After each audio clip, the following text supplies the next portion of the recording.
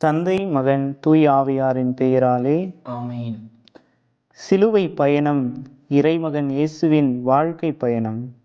இன்னல்கள், இடையூறுகள், துன்பங்கள், துயரங்கள், எதிர்ப்புகள், ஏசுதல்கள், ஏளனங்கள், ஏற்றத்தாழ்வுகள் என தீமையின் எல்லா வடிவங்களையும் உருவங்களையும் எதிர்த்து இயேசு பயணித்த ஒரு வித்தியாசமான பாதை. இது ஒரு பக்தி முயற்சி மட்டுமல்ல, நம் வாழ்வையும் அதில் வரும் துன்ப துயரங்களையும் சரியான முறையில் எதிர்கொள்வதற்கான ஓர் அழைப்பு. பக்தியுடன் நாம் தொடரும் இப்பயணத்தில் தோல்வி இல்லை. தொடர்வோம் சிலுவை காட்டும் சிறிய பாதையில். பாதை தவறி நான் அலைந்தேன், பாவக் குழியில் நான் விழுந்தேன், தாங்கிய கரங்களை உதறிவிட்டேன், முன் ஏங்கிய இதயத்தை நொறுக்கிவிட்டேன். மன்னிப்பாயா, மன்னிப்பாயா, மன்னவனே என்னை மன்னிப்பாயா, என்னை மன்னிப்பாயா. முதல் நிலை. இயேசுநாதரை சாவுக்கு தீர்வையிடுகிறார்கள். திவ்ய இயேசுவே, உம்மை ஆராய்த்து வணங்கி உமக்கு நன்றி அறிந்த தோத்திரம் செய்கின்றோம். அதே என்றால் நமது பாரமான திருச்சிலுவையாலே உலகை மீட்டீரேன். பொழுது விடிந்ததும் தலைமை குருக்கள், மக்களின் மூப்பர்கள் யாவரும் இயேசுவை கொல்ல அவருக்கு எதிராக ஆலோசனை செய்தனர். அவரை கட்டி இழுத்துச் சென்று ஆளுநர் பிலாத்துவிடம் ஒப்புவித்தனர். பிலாத்து அவர்களிடம், அப்படியானால் மெசியா என்னும் இயேசுவை நான் என்ன செய்ய வேண்டும் என்று கேட்டான். அனைவரும் சிலுவையில் அறையும் என்று பதிலளித்தனர். அதற்கு அவன், இவன் செய்த குற்றம் என்ன என்று கேட்டான். அவர்களோ சிலுவையில் அறையும் என்று இன்னும் உரக்க கத்தினார்கள். பிலாத்து தன் முயற்சியால் பயனேதும் ஏற்படவில்லை. மாறாக கலகமே உருவாகிறது என்று கண்டு கூட்டத்தினரின் முன்னிலையில் தண்ணீரை எடுத்து, அவனது இரத்தப்பழியில் எனக்கு பங்கில்லை, நீங்களே பார்த்து கொள்ளுங்கள் என்றான். எங்கள் பேரில் தயவாயிரும் சுவாமி, எங்கள் பேரில் தயவாயிரும். எங்கள் பேரில் தயவாயிரும் சுவாமி, எங்கள் பேரில் தயவாயிரும். மரித்த விசுவாசிகளுடைய ஆன்மாக்கள் சர்வேசுடைய இரத்தத்தினால் நித்திய சமாதானத்தில் இளைப்பாற கடவது. ஆமென். இரண்டாம் நிலை. இயேசுநாதரின் தோள்மேல் சிலுவையை சுமத்துகிறார்கள். திவ்ய இயேசுவே, உம்மை ஆராய்த்து வணங்கி உமக்கு நன்றி அறிந்த தோத்திரம் செய்கின்றோம். அதே என்றால் நமது பாரமான திருச்சிலுவையாலே உலகை மீட்டீரேன். ஆளுநனின் படைவீரர் இயேசுவை ஆளுநன் மாளிகைக்கு கூட்டி சென்று அங்கிருந்த படைப்பிரிவினர் அனைவரையும் அவர் முன் ஒன்று கூட்டினார். அவருடைய ஆடைகளை உரித்து கருஞ்சிவப்பு நிறமுள்ள தளரங்கியை அவருக்கு அணிவித்தனர். அவர்கள் ஒரு முள்முடி பின்னி அவரது தலையின் மேல் வைத்து அவருடைய வலக்கையில் ஒரு கோலை கொடுத்து அவர் முன் முழந்தாள் படியிட்டு, யூதரின் அரசரே வாழ்க என்று சொல்லி ஏளனம் செய்தனர். அவர் மேல் துப்பி அக்கோலை எடுத்து அவருடைய தலையில் அடித்தனர். அவரை ஏளனம் செய்த பின் அவர் மேல் இருந்த தளர் அங்கியை கழற்றிவிட்டு அவருடைய ஆடைகளை அணிவித்து அவரை சிலுவையில் அறைவதற்காக இழுத்து சென்றனர். எங்கள் பேரில் தயவாயிரும் சுவாமி, எங்கள் பேரில் தயவாயிரும். எங்கள் பேரில் தயவாயிரும் சுவாமி, எங்கள் பேரில் தயவாயிரும். மரித்த விசுவாசிகளுடைய ஆன்மாக்கள் சர்வேசுடைய இரத்தத்தினால் நித்திய சமாதானத்தில் இளைப்பாற கடவது. ஆமென். மூன்றாம் நிலை. இயேசுநாதர் சிலுவையின் பாரத்தால் முதல் முறை தரையில் குப்புற விழுகிறார். திவ்ய இயேசுவே, உம்மை ஆராய்த்து வணங்கி உமக்கு நன்றி அறிந்த தோத்திரம் செய்கின்றோம். அதே என்றால் நமது பாரமான திருச்சிலுவையாலே உலகை மீட்டீரேன். என் குற்றங்கள் என்னும் நுகம் அவர் கையால் பூட்டப்பட்டுள்ளது. அவை பிணைக்கப்பட்டு என் கழுத்தை சுற்றி கொண்டன. அவர் என் வலிமையை குன்ற செய்தார். நான் எழ இயலாதவாறு என் தலைவர் என்னை அவர்கள் கையில் ஒப்புவித்தார். இவற்றின் பொருட்டு நான் புலம்புகிறேன். என் இரு கண்களும் கண்ணீரை பொழிகின்றன. என் உயிரை காத்து ஆறுதல் அளிப்பவர் எனக்கு வெகு தொலைவில் உள்ளார். பகைவன் வெற்றி கொண்டதால் என் பிள்ளைகள் பாழாய் போயினர். சீயோன் தன் கைகளை உயர்த்துகிறாள், அவளை தேற்றுவார் யாரும் இல்லை. வாழ்வோர் யாக்கோப்புக்கு எதிரிகளாயிருக்குமாறு ஆண்டவர் கட்டளையிட்டார். எருசலேம் அவர்களிடையே தீட்டுப்பொருள் ஆயிற்று. எங்கள் பேரில் தயவாயிரும் சுவாமி, எங்கள் பேரில் தயவாயிரும். எங்கள் பேரில் தயவாயிரும் சுவாமி, எங்கள் பேரில் தயவாயிரும். மரித்த விசுவாசிகளுடைய ஆன்மாக்கள் சர்வேஸ்வருடைய இரத்தத்தினால் நித்திய சமாதானத்தில் இளைப்பாற கடவது. ஆமென். நான்காம் நிலை. இயேசுநாதர் தமது தாயாரை சந்திக்கிறார். திவ்ய இயேசுவே, உம்மை ஆராய்த்து வணங்கி உமக்கு நன்றி தோத்திரம் செய்கின்றோம். அதே என்றால் நமது பாரமான திருச்சிலுவையாலே உலகை மீட்டீரே. மகளே எருசலேம், உன் சார்பாக நான் என்ன சொல்வேன்? உன்னை எதற்கு ஒப்பிடுவேன்? மகள் சீயோனே, கன்னிப்பெண்ணே, யாருக்கு உன்னை இணையாக்கி தேற்றுவேன்? உன் தாயம் கடலைப் போல் விரிந்துள்ளதே, உன்னை குணமாக்க யாரால் முடியும்? அவ்வழியாய் கடந்து செல்வோர் உன்னை பார்த்து கைகொட்டி சிரித்தனர். மகள் எருசலேமை நோக்கி தலையை ஆட்டி சீழ்க்கை அடித்தனர். அழகின் நிறைவும் மண்ணுலகின் மகிழ்ச்சியுமாக இருந்த மாநகர் இதுதானா என்றனர். அவர்களின் இதயம் என் தலைவனை நோக்கி கூக்குரலிடுகிறது. மகள் சீயோனின் மதிலே, இரவும் பகலும் வெள்ளமென கண்ணீர் பொழி. உனக்கு ஓய்வு வேண்டாம், தண்ணீர் விடாமல் நீ இருக்க வேண்டாம். எங்கள் பேரில் தயவாயிரும் சுவாமி, எங்கள் பேரில் தயவாயிரும். எங்கள் பேரில் தயவாயிரும் சுவாமி, எங்கள் பேரில் தயவாயிரும். மரித்த விசுவாசிகளுடைய ஆன்மாக்கள் சர்வேஸ்வருடைய இரத்தத்தினால் நித்திய சமாதானத்தில் இளைப்பாற கடவது. ஆமென். ஐந்தாம் நிலை. இயேசுநாதர் சிலுவையை சுமப்பதற்கு சீமோன் உதவி செய்கிறார். திவ்ய இயேசுவே, உம்மை ஆராய்த்து வணங்கி உமக்கு நன்றி தோத்திரம் செய்கின்றோம். அதே என்றால் நமது பாரமான திருச்சிலுவையாலே உலகை மீட்டீரே. அவர்கள் இயேசுவை இழுத்து சென்று கொண்டிருந்த போது சீரேன் ஊரை சேர்ந்த சீமோன் என்பவர் வயல்வெளியில் இருந்து வந்து கொண்டிருந்தார். அவர்கள் அவரை பிடித்து அவர் மேல் இயேசுவின் சிலுவையை வைத்து அவருக்கு பின் அதை சுமந்து கொண்டு போக செய்தார்கள். பின்பு இயேசு தம் சீடரை பார்த்து, என்னை பின்பற்ற விரும்பும் எவரும் தன்னலம் துறந்து தம் சிலுவையை தூக்கி கொண்டு என்னை பின்பற்றட்டும் என்றார். இயேசு, நான் கனிவும் மனத்தாழ்மையும் உடையவன். ஆகவே என் நுகத்தை உங்கள் மேல் ஏற்றுக்கொண்டு என்னிடம் கற்றுக்கொள்ளுங்கள். அப்பொழுது உங்கள் உள்ளத்திற்கு இளைப்பாறுதல் கிடைக்கும். ஆம், என் நுகம் அழுத்தாது, என் சுமை எளிதாயுள்ளது என்றார். எங்கள் பேரில் தயவாயிரும் சுவாமி, எங்கள் பேரில் தயவாயிரும். எங்கள் பேரில் தயவாயிரும் சுவாமி, எங்கள் பேரில் தயவாயிரும். மரித்த விசுவாசிகளுடைய ஆன்மாக்கள் சர்வேஸ்வருடைய இரத்தத்தினால் நித்திய சமாதானத்தில் இளைப்பாற கடவது. ஆமென். ஆறாம் நிலை.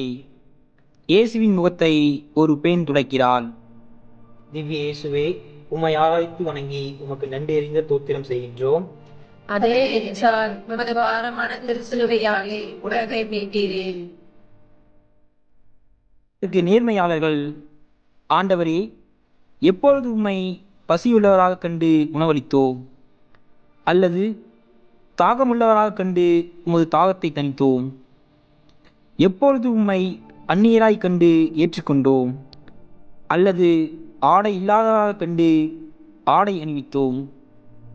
எப்பொழுது நோயுற்றவராக அல்லது சிறையில் இருக்க கண்டு உம்மை தேடி வந்தோம் என்று கேட்டார்கள். அதற்கு இயேசு, மிக சிறியோராகிய என் சகோதரர் சகோதரிகள் ஒருவருக்கு நீங்கள் செய்வதையெல்லாம் எனக்கே செய்தீர்கள் என உறுதியாக உங்களுக்கு சொல்கிறேன் என பதிலளித்தார்.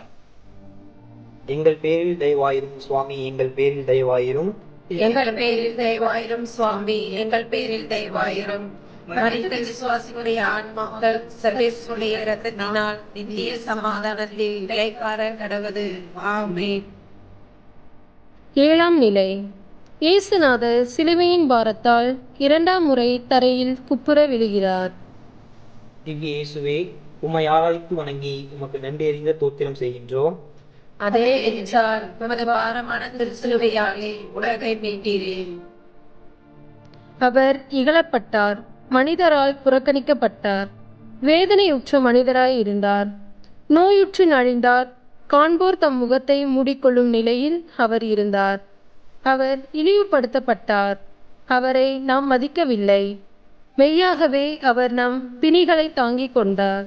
நம் துன்பங்களை சுமந்து கொண்டார்.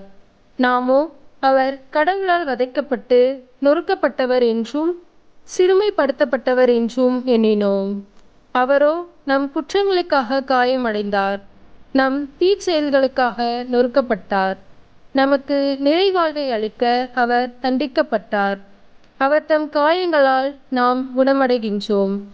ஆடுகளைப் போல நாம் அனைவரும் வழி தவறி அலைந்தோம். நாம் எல்லாரும் நம் வழியே நடந்தோம். ஆண்டவரோ நம் அனைவரின் தீச்செயல்களையும் அவர் மேல் சுமத்தினார். எங்கள் பேரில் தயவாயிரும் சுவாமி, எங்கள் பேரில் தயவாயிரும். எங்கள் பேரில் தயவாயிரும் சுவாமி, எங்கள் பேரில் தயவாயிரும். மரித்த விசுவாசிகளுடைய ஆன்மாக்கள் சர்வேஸ்வருடைய இரத்தத்தினால் நித்திய சமாதானத்தில் இளைப்பாற கடவது. ஆமென். 8ஆம் நிலை. இயேசுநாதர் யூத பெண்களுக்கு ஆறுதல் சொல்லுகிறார். திவ்ய இயேசுவே, உம்மை ஆராய்த்து வணங்கி உமக்கு நன்றி தோத்திரம் செய்கின்றோம். அதே என்றால் உமது பாரமான திருச்சிலுவையாலே உலகை மீட்டீரே. பெருந்திரளான மக்களும் அவருக்காக மாரடித்து புலம்பி ஒப்பாரி வைத்த பெண்களும் அவர் பின்னே சென்றார்கள். இயேசு அப்பெண்கள் பக்கம் திரும்பி, எருசலேம் மகளிரே, நீங்கள் எனக்காக அழ வேண்டாம். மாறாக உங்களுக்காகவும் உங்கள் மக்களுக்காகவும் அழுங்கள் என்றார். அதற்கு பவுல் மறுமொழியாக, நீங்கள் அழுது ஏன் என் உள்ளத்தை உடைக்கிறீர்கள்? நான் ஆண்டவர் இயேசுவின் பெயருக்காக எருசலேமில் கட்டப்படுவதற்கு மட்டுமல்ல, சாவதற்கும் தயார் என்றார். எங்கள் பேரில் தயவாயிரும் சுவாமி, எங்கள் பேரில் தயவாயிரும். எங்கள் பேரில் தயவாயிரும் சுவாமி, எங்கள் பேரில் தயவாயிரும். மரித்த விசுவாசிகளுடைய ஆன்மாக்கள் சர்வேஸ்வருடைய இரத்தத்தினால் நித்திய சமாதானத்தில் இளைப்பாற கடவது. ஆமென். 9ஆம் நிலை. இயேசுநாதர் சிலுவையின் பாரத்தால் 3ஆம் முறை தரையில் குப்புற விழுகிறார். திவ்ய இயேசுவே, உம்மை ஆராய்த்து வணங்கி உமக்கு நன்றி தோத்திரம் செய்கின்றோம். அதே என்றால் உமது பாரமான திருச்சிலுவையாலே உலகை மீட்டீரே.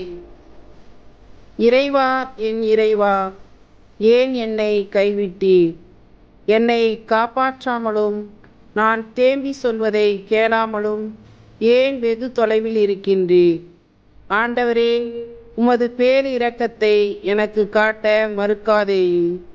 உமது பேரன்பு உண்மையும் தொடர்ந்து என்னை பாதுகாப்பனவாகவும். என் நிறைந்த தீமைகள் என்னை சூழ்ந்து கொண்டன. என் குற்றங்கள் என் மீது கவிந்து என் பார்வையை மறைத்து கொண்டன.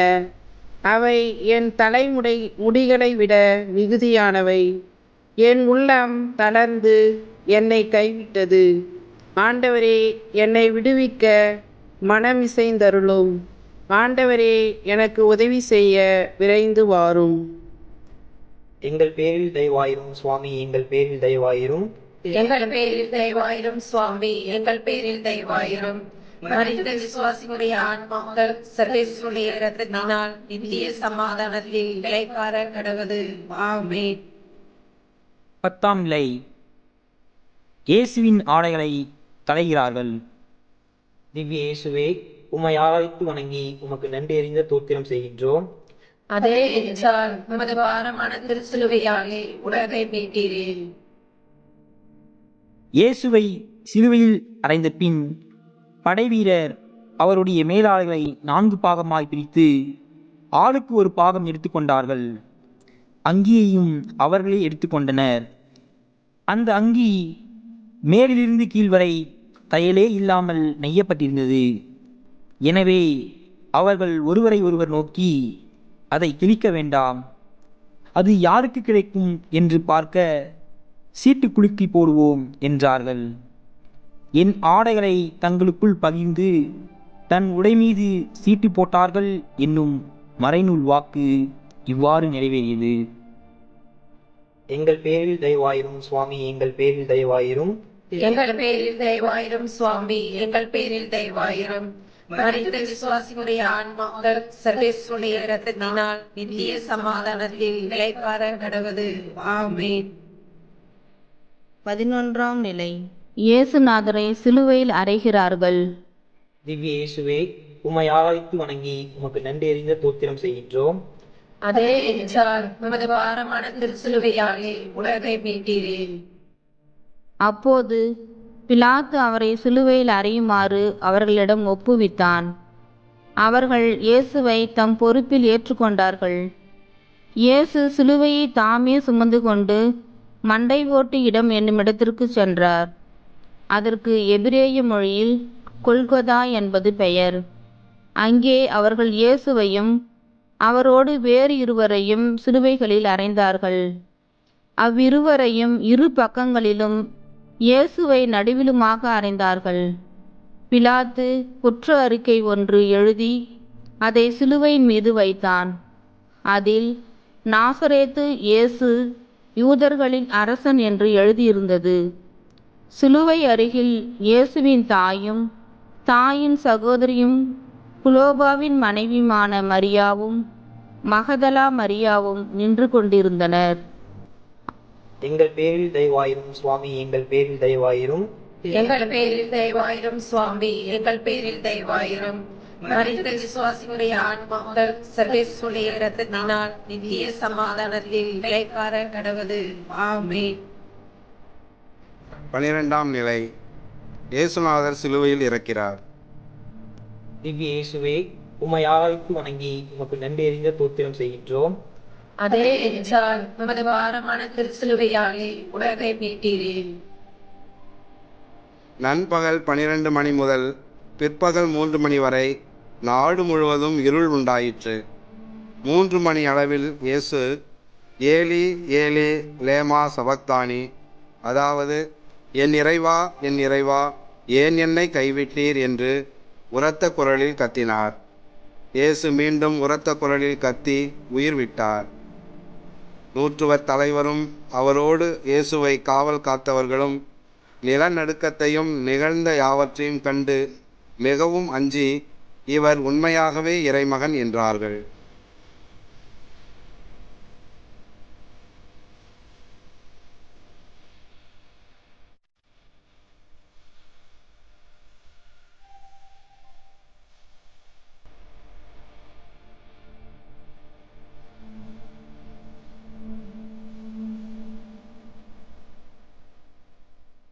எங்கள் பேரில் தயவாயிரும் சுவாமி, எங்கள் பேரில் தயவாயிரும். எங்கள் பேரில் தயவாயிரும் சுவாமி, எங்கள் பேரில் தயவாயிரும். மரித்த விசுவாசிகளுடைய ஆன்மாக்கள் சர்வேஸ்வருடைய இரத்தத்தினால் நித்திய சமாதானத்தில் இளைப்பாற கடவது. ஆமென். 13ஆம் நிலை. இறந்த இயேசுவை அவர் தாயார் மடியில் அமர்த்துகிறார்கள். திவ்ய இயேசுவே, உம்மை ஆராய்த்து வணங்கி உமக்கு நன்றி அறிந்த தோத்திரம் செய்கின்றோம். அதே என்றால் உமது பாரமான திருச்சிலுவையாலே உலகை மீட்டீரே. அரிமத்தியா ஊரை சேர்ந்த யோசேப்பு என்பவர் இயேசுவின் சீடர்களுள் ஒருவர். யூதருக்கு அஞ்சியதால் தம்மை சீடர் என்று வெளிப்படையாக காட்டிக்கொள்ளாதவர். அவர் இயேசுவின் உடலை எடுத்துக்கொண்டு போக பிலாத்துவிடம் அனுமதி கேட்டார். பிலாத்தும் அனுமதி கொடுத்தான். யோசேப்பு வந்து இயேசுவின் சடலத்தை எடுத்துக்கொண்டு போனார். முன்பு ஒரு முறை இரவில் இயேசுவிடம் வந்த நிக்கதேம் என்பவரும் அங்கு வந்து சேர்ந்தார். அவர் வெள்ளை போலமும் சந்தனத்தூளும் கலந்து ஏறக்குறைய 30 கிலோகிராம் கொண்டு வந்தார். அவர்கள் இயேசுவின் உடலை எடுத்து யூத அடக்குமுறைப்படி நறுமண பொருட்களுடன் துணிகளால் சுற்றி கட்டினார்கள். எங்கள் பேரில் தயவாயிரும் சுவாமி, எங்கள் பேரில் தயவாயிரும்.